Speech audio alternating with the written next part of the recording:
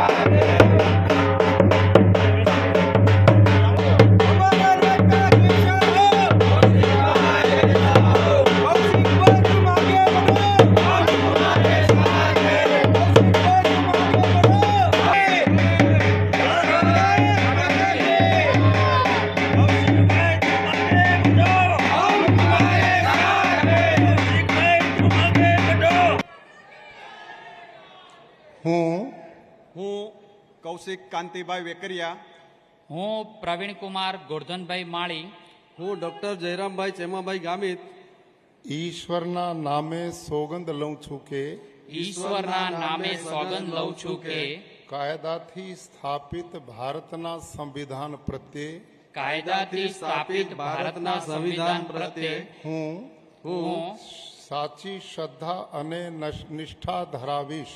સાચી શ્રદ્ધા અને નિષ્ઠા ધરાવીશ। હું હું ભારતના સાર્વભૌમત્વનું અને અખંડતાનું સમર્થન કરીશ ભારતના સાર્વભૌમત્વનું અને અખંડતાનું સમર્થન કરીશ અને હું ગુજરાત રાજ્યના રાજ્ય કક્ષાના મંત્રી તરીકેના ગુજરાત રાજ્યના રાજ્ય કક્ષાના મંત્રી તરીકેના મારા કર્તવ્યો શ્રદ્ધાપૂર્વક અને અંતઃકરણપૂર્વક બજાવીશ શ્રદ્ધાપૂર્વક અને અંતઃકરણપૂર્વક બજાવીશ અને ભય કે પક્ષપાત રાગ કે દ્વેષ વિના તમામ લોકો સાથે સંવિધાન અને કાયદા અનુસાર ન્યાયપૂર્વક વર્તીશ।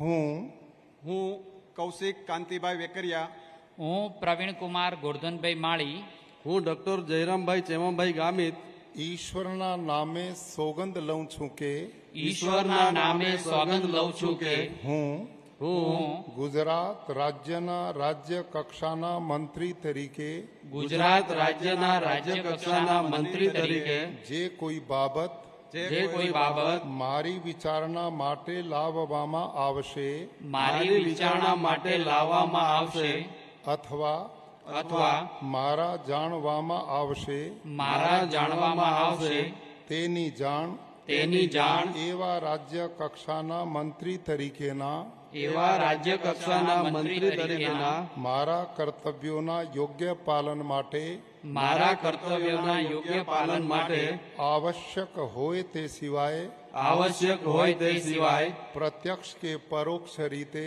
પ્રત્યક્ષ કે પરોક્ષ રીતે કોઈ પણ વ્યક્તિ અથવા વ્યક્તિઓને કરીશ નહીં કોઈ પણ વ્યક્તિ અથવા વ્યક્તિઓને કરીશ નહીં અથવા અથવા તેની કે તેમની આગળ તેની કે તેની આગળ તેને પ્રકટ કરીશ નહીં તેને પ્રગટ કરીશ નહીં.